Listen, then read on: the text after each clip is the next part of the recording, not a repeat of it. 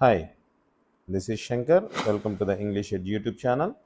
ఈరోజు తెలుగు అకాడమీలో ఉన్నటువంటి టైప్స్ ఆఫ్ సెంటెన్స్ గురించినటువంటి ప్రాక్టీస్ క్వశ్చన్స్ చూద్దాము. తెలుగు అకాడమీ బుక్లో రీసెంట్గా ఇచ్చినటువంటి పేపర్స్లో ఎక్కువ క్వశ్చన్స్ రావడం జరుగుతుంది కాబట్టి నేను ఈ టాపిక్స్ చేస్తున్నాను. Okay, first one, which type of sentence is used to share facts and statements? ఫ్యాక్ట్స్ని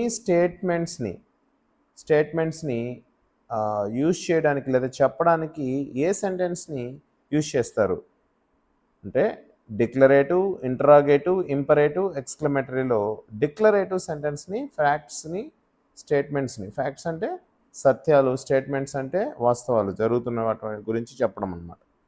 next, frame WH question for the underline part of the sentence. ఇందులో లెదర్ అనే దానికి అండర్లైన్ చేసి ఉంది. దీనికి క్వశ్చన్ ఫ్రేమ్ చేయాలి. దానికి ఆన్సర్ ఏం రావాలంటే లెదర్ రావాలి.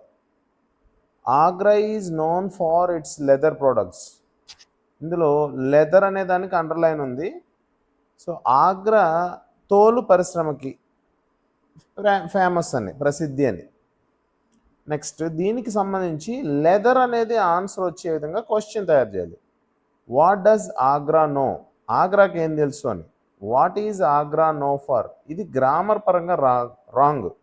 ఎప్పుడైనా సరే ఆబ్జెక్ట్ని సబ్జెక్ట్గా యూజ్ చేసి చెప్పేటప్పుడు వర్బ్ V3లో ఉండాలి, నోన్ అని ఉండాలి. What is Agra known for? ఇది ఆన్సర్, రైట్ ఆన్సర్ ఇదే. అంటే ఆగ్రా దేనికి ప్రసిద్ధి అని, లేదా దేనికి పేరు పొందింది అని. Why is Agra known for its leather products? Agra ఎందుకు లెదర్ ప్రోడక్ట్స్కి ఫేమస్ అని. సో రైట్ ఆన్సర్ ఏంది? 3. Next, which type of sentence is the following example? కింద ఇచ్చినటువంటి ఎగ్జాంపుల్ ఏ type of sentence? The cat is sleeping on the table. ఇందులో చూడండి, ఈ సెంటెన్స్ ద క్యాట్ అనేది సబ్జెక్ట్తో స్టార్ట్ అయింది, తర్వాత చివరిలో ఫుల్ స్టాప్ ఉంది. అలాగే ఇది ఒక స్టేట్మెంట్ని చెప్తుంది. అంటే క్యాట్ టేబుల్ పైన నిద్రపోతూ ఉంది, పిల్లి టేబుల్ పైన నిద్రపోతుంది అనేది ఒక స్టేట్మెంట్. కాబట్టి దీన్ని డిక్లరేటివ్ సెంటెన్స్ అంటారు. డిక్లరేటివ్ సెంటెన్స్ సబ్జెక్ట్తో స్టార్ట్ అయ్యి చివరిలో ఫుల్ స్టాప్ను కలిగి ఉంటుంది. Next, can you give me your pen? The above sentence is dash sentence. ఇది క్వశ్చన్ మార్క్ను కలిగి ఉందంటే ఏం సెంటెన్స్ అవుతుంది? ఇంటరాగేటివ్ సెంటెన్స్ అవుతుంది. Next, which type of sentence is the following example? కింద ఇచ్చినటువంటి ఎగ్జాంపుల్ ఏ type of sentence? Please turn off the lights. ఇది ఒక రిక్వెస్ట్, దయచేసి లైట్ని టర్న్ ఆఫ్ చేయనేది. సో రిక్వెస్ట్ని ఏమంటాము? ఇంపరేటివ్ సెంటెన్స్ అంటాం. ఇంపరేటివ్ సెంటెన్స్లో ఏముంటాయంటే requests, commands, orders, suggestions, offering, ఇలాంటివి ఉంటాయన్నమాట. Which type of sentence is the following example? కింద ఇచ్చినటువంటి ఎగ్జాంపుల్ ఏ type of sentence? I can't believe you did that. దీన్ని సింపుల్గా చివరిలో ఎక్స్క్లమేషన్ మార్క్ ఉంది కదా, ఎక్స్క్లమేటరీ మార్క్. సో దీన్ని బట్టి మనం ఎక్స్క్లమేటరీ సెంటెన్స్ అని చెప్పేయచ్చు. అలాగే దీని మీనింగ్ ఏంటంటే నువ్వు అది చేసావని నేను నమ్మలేకపోతున్నాను అని అర్థం అన్నమాట. నెక్స్ట్, అది అందులో ఆశ్చర్యం ఉంది, అన్బిలీవబుల్ అంటారు కదా, అలాంటిది. Next, change the following sentence into interrogative. కింద ఇచ్చినటువంటి సెంటెన్స్ని ఇంటరాగేటివ్ సెంటెన్స్గా మార్చాలి. There is no use of this journey. ఈ జర్నీ వల్ల, ఈ ప్రయాణం వల్ల ఉపయోగం లేదు. Is there any use for this journey? ఈ ప్రయాణానికి ఎటువంటి ఉపయోగం ఉందా? సో చూడండి, ఈ ఈజ్ని ముందుకు తీసుకొచ్చి ఈజ్ దేర్ నో యూజ్ కాస్త any use of this journey for this journey. ఈ జర్నీ వల్ల ఏమైనా ఉపయోగం ఉందా అని. So this one is right answer. Next, what is the use of this journey? ఈ జర్నీ వల్ల ఉపయోగం ఏంది? What use this journey has? ఈ జర్నీ ఏం ఉపయోగాన్ని కలిగి ఉంది? Is this journey useful? ఈ జర్నీ ఉపయోగకరమా? సో ఇందులో రైట్ ఆన్సరు, కరెక్ట్గా దీన్ని తెలియజేసేది ఏంటంటే first one, everybody loves lotus. ప్రతి ఒక్కరికి లోటస్ అంటే ఇష్టం. Convert this statement into A question with a negative word. దీన్ని క్వశ్చన్గా చేంజ్ చేయాలి, అయితే నెగిటివ్ వర్డ్ ఉండాలి. నెగిటివ్ వర్డ్ అంటే నాట్ ఉండాలి. నెక్స్ట్ చూడండి, ఎవ్రీబడి డజంట్ లవ్ లోటస్. ఇది అసలు క్వశ్చనే కాదు, ఎందుకంటే క్వశ్చన్ వర్డ్ లేదు, అలాగే హెల్పింగ్ వర్డ్ కూడా ముందు లేదు. డోంట్ యూ లవ్ లోటస్, నువ్వు లోటస్ని ఇష్టపడతావా, ఇది ఆ స్టేట్మెంట్కి సరిపోయేది కాదు. హూ డజంట్ లవ్ లోటస్, ఇది లోటస్ని ఇష్టపడని వాళ్ళు ఎవరు అని. సో ఇది చూడండి, ఎవ్రీబడి లవ్స్ లోటస్, దీనికి సమాధానం ఇదే కదా. So right answer 3. Who hates lotus, lotus అంటే ఎవరికి ఇష్టం ఉండదు అని. Next, Veena cried a lot, change this sentence into a yes or no type question. Veena cries a lot అనేదాన్ని ఎస్ ఆర్ నో టైప్ క్వశ్చన్గా చేంజ్ చేయాలి. ఇలాంటి టైంలో మనం హెల్పింగ్ వర్బ్ని యూజ్ చేసినట్లయితే అది yes or no type question అవుతుంది. క్రైడ్ అనేది డిడ్ ప్లస్ క్రై అనమాట, దీన్ని ఇలా అనుకోవచ్చు. సో ఇప్పుడు ఇక్కడ హెల్పింగ్ వర్బ్ లేదు, డిడ్ అనేది ఇండైరెక్ట్గా ఉంది, కాబట్టి డిడ్ ముందుకు తీసుకొస్తుంటే ఇక్కడ డిడ్ రాయండి. డిడ్, ఈ క్రై కాస్త V1 అవుతుంది. Did Veena cry a lot, అదే దాని యొక్క yes or no type question. Did Veena cry a lot అనేది yes or no type question. Next, choose the interrogative sentence that gives the same meaning as the sentence. కింద ఇచ్చినటువంటి anyone can use this mobile, ఎవరైనా సరే ఈ మొబైల్ని ఉపయోగించవచ్చు అని, దీనికి సరిపోయేటటువంటి క్వశ్చన్ని, ఇంటరాగేటివ్ సెంటెన్స్ని మనము కింద ఇవ్వాల్సి ఉంటుంది, మనం సెలెక్ట్ చేసుకోవాల్సి ఉంటుంది. Who can use this mobile, ఈ మొబైల్ని ఎవరు యూజ్ చేయగలరు. Who can't use this mobile, ఎవరు ఈ మొబైల్ని ఉపయోగించలేరు. Can anyone use this mobile, ఎవరైనా ఈ మొబైల్ని ఉపయోగించగలరా. సో ఇది దీనికి అప్రోప్రియేట్ క్వశ్చన్ ఇది. సో ఎవరైనా ఈ మొబైల్ యూజ్ చేయగలరు అంటే ఎవరైనా ఈ మొబైల్ యూజ్ చేయగలరు అనేది ఆన్సర్, కాబట్టి రైట్ ఆప్షన్ అది. Can all use this mobile, అందరూ ఈ మొబైల్ని యూజ్ చేయగలరా అని. Next one, 12th, the movie starts at 7 PM. ఇందులో choose the interrogative sentence to get the above declarative sentence as an answer. పైన ఇచ్చినటువంటి సెంటెన్స్ ఆన్సర్ వచ్చే విధంగా ఒక క్వశ్చన్ తయారు చేయాలి, ఇంటరాగేటివ్ సెంటెన్స్ని తయారు చేయాలి. Does the movie start, movie మొదలైందా. ఇక్కడ మనం టైం ఉంది, ఇక్కడ టైంని మనం చెప్పుకోవాలంటే మోస్ట్లీ వెన్ రావాలి. గుర్తుపెట్టుకోండి, టైం చెప్పాలంటే వెన్ రావాలి. ఇక్కడ ఉన్నది ఏంది, when does the movie start. So ఇదే రైట్ ఆన్సర్, అంటే టైం ఎప్పుడు మొదలవుతుంది అనేది కదా క్వశ్చన్, కాబట్టి అదే right answer. Next, choose an exclamatory sentence that conveys meaning of the following sentence. ఒక ఎక్స్క్లమేటరీ సెంటెన్స్ని ఎంచుకోవాల్సి ఉంటుంది. అది ఏ మీనింగ్ని ఇవ్వాలంటే కింద ఇచ్చినటువంటి మీనింగ్ని ఇవ్వాలి. We regret that the man is dead, మేము బాధపడుతున్నాము ఎందుకంటే ఆ మనిషి చనిపోయాడు కాబట్టి, అంటే బాధను వ్యక్తపరిచేటటువంటి ఎక్స్క్లమేటరీ సెంటెన్స్ని ఎంచుకోవాల్సి ఉంటుంది.